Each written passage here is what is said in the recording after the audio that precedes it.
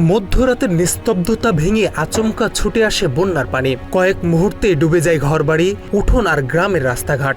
ঘুম ভাঙলে প্রাণ বাঁচাতে শিশু, বৃদ্ধ আর গবাদি পশু নিয়ে নিরাপদ আশ্রয়ের খোঁজে ছুটছে হাজারো মানুষ। এভাবেই খোয়াই নদীর বাঁধ ভেঙে ভয়াবহ বন্যার কবলে পড়েছে হবিগঞ্জের অন্তত 15টি গ্রাম। টানা কয়েকদিনের ভারী বর্ষণ এবং ভারতের উজান থেকে নেমে আসা পাহাড়ি ঢলে ফুলে ফেপে উঠেছে খোয়াই নদী। বৃহস্পতিবার গভীর রাতে সদর উপজেলার লস্করপুর ইউনিয়নের চর হামুরা গ্রামের কালীগঞ্জ এলাকায় প্রতিরক্ষা বাঁধ ভেঙে লোকালয়ে ঢুকে পড়েছে পানি। মুহূর্তে প্লাবিত হয় বিস্তীর্ণ এলাকা, পানিবন্দী হয়ে পড়েছে হাজারো মানুষ। আকস্মিক এই বন্যায় অনেক পরিবার প্রয়োজনীয় জিনিসপত্র সরিয়ে নিতে পারেনি। কেউ আশ্রয় নিয়েছে আত্মীয় স্বজনের বাড়িতে, কেউ স্কুল মাদ্রাসায়, আবার অনেকে নদীর বাঁধের উপর অস্থায়ী তাঁবু টাঙিয়ে দিন কাটাচ্ছে। বন্যার পানিতে তলিয়ে গেছে বসতবাড়ি, গ্রামীণ সড়ক ও বিস্তীর্ণ কৃষিজমি। আমন ধান সহ বিভিন্ন ফসলের ব্যাপক ক্ষয়ক্ষতির আশঙ্কা দেখা দিয়েছে। যোগাযোগ ব্যবস্থা ব্যাহত হওয়ায় বাড়ছে মানুষের দুর্ভোগ। বন্যার পানি ঢোকার পর দীর্ঘ সময় পার হলেও অনেক এলাকায় এখনও পর্যাপ্ত ত্রাণ ও জরুরি সহায়তা পৌঁছায়নি বলে অভিযোগ স্থানীয়দের। বিশুদ্ধ পানি, শুকনো খাবার এবং নিরাপদ আশ্রয় সংকটে দিন কাটাচ্ছে বহু পরিবার। আমরা অনেক ক্ষতিগ্রস্ত, বাচ্চা কাচ্চা লিয়ে নদীর পাড়ে আছি। জঙ্গলের মধ্যে আমরা বসবাস করতেছি। নদীর পাড়ে তো জঙ্গল। এখন পর্যন্ত কোনো মেম্বার চেয়ারম্যান আমরা কোনো কথাবার্তা কইছে না বা দেখছেও না। আমরা আছি বড় অসহায়, বাচ্চা কাচ্চা লিয়ে পিরিস্টিরি লিয়ে বর্তমানে নদীর পাড়ে আছি। মেঘ বৃষ্টিতে বিদ্যা কোনো রকম রাত কাটাইছি। এখনও দিনের বেলা কোনো অবস্থান, বালা কোনো অবস্থান দেখতেছি না। নদীর পাড়ে বয়ে আমরা বাচ্চা কাচ্চা লিয়ে বুঝেছি, আমরা কিছু হয়েছি। আমরা রাত খাল যে হোস্টেল মানে দিন দিকে হাঁটাইতেছিল বহুন তো এমপি মেম্বার চেয়ারম্যান কেউ আমরা দেখছো না, কিছু দিছে। আমার ঘরে কতটুকু পানি আছে, আমার বাচ্চা নিয়ে আমি কয়ের বাদে আসছি। আর এর মাঝে আমার যে জমি জমা অনেক প্রচুর জমি জমা ক্ষয়ক্ষতি হয়েছে, প্রায় 1000 কেরের মতো হবে। সন্ধ্যার সময় রে বাবা আজান পড়তেছে সাইরে বুকা, আর এই সময় রে বাবা ওরা পানি আইয়ার বাবা গরের জিনিসপত্র বার করতে পারছি না, নিতে পারছি না। এটা খেতা বুটি বীজ লত রয়ে গেছি গা। আর আনা হাইয়ার বাবা চক্রের মাঝে বইয়া আর রাত কাটাইছি ছাড়তে মাথায় দেয়া। এমন কোনো একটা লোকে কইছে না বলে তোমরা আর রাত কাটাইছো কিতা হাইতে এবার সহাইলা কেউ পুষ করছে না রে বাবা।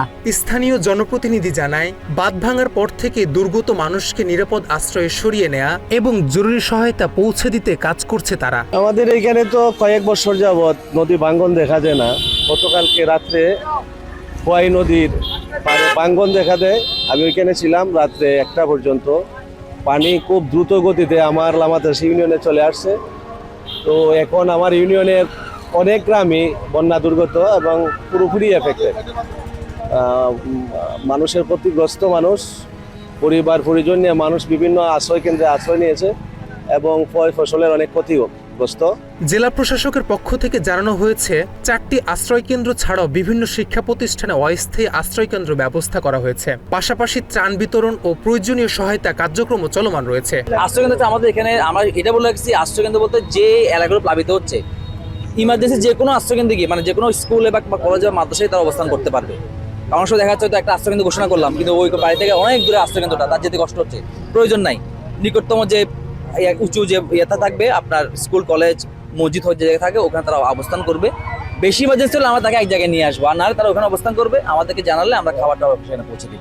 তো আমরা ইতিমধ্যে আমাদের প্রায় 4টা আমরা আশ্রয়কেন্দ্র বলেছি। এখানে আমাদের পালপাড়ার এখানে একটা আশ্রয়কেন্দ্র বলেছি, এখানে বুলকোট, রামপুর, হাবিজপুর মাদ্রাসা আর তার পাশে প্রাইমারি স্কুল সহ এখন হিসেব করলে 5টা হবে। বাঁধ ভাঙার স্থান পরিদর্শন করেছেন জেলা প্রশাসক সহ প্রশাসনের ঊর্ধ্বতন কর্মকর্তা। এ সময় দ্রুত বাঁধ মেরামত এবং নদী থেকে অবৈধ বালু উত্তোলনের বিরুদ্ধে ব্যবস্থা নেওয়ার আশ্বাস দেওয়া হয়। বালু উত্তোলন, বালু মহল সম্পূর্ণভাবে নিষিদ্ধ কোনোই যারা হয় নাই এবং 6 লেনের কাজে কাউকে কোনো পারমিশন দেওয়া হয়নি। যে কাজটি হচ্ছে এটি সম্পূর্ণ অবৈধ এবং এই অবৈধ কাজের বিরুদ্ধে আমাদের অভিযান চলছে। এই বিষয়টি আমাদের হয়েছে এবং এর বিরুদ্ধে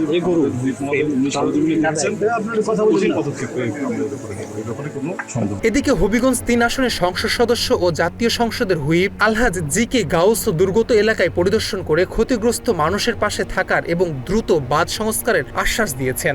হাজার হাজার মানুষ, হাজার হাজার পরিবার ক্ষতিগ্রস্ত হয়েছে।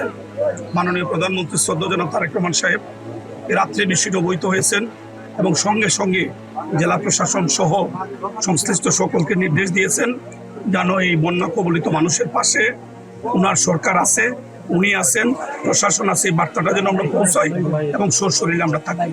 আপনারা সবাই দেখেছেন আমাদের ডিসি সাহেব গত রাত্রে 2টা-2:30 পর্যন্ত, আমাদের ইউএনও সাহেব, আমাদের দলীয় নেতৃবৃন্দ, অন্যান্য প্রশাসনিক কর্মকর্তারা, পানি উন্নয়ন বোর্ড সহ সবাই যার যার সামর্থ্য অনুযায়ী তারা সর্বোচ্চ চেষ্টা করছেন, মানুষকে আশ্বস্ত করছেন, মানুষকে তারা নিরাপদে সরানোর ব্যবস্থা করছেন।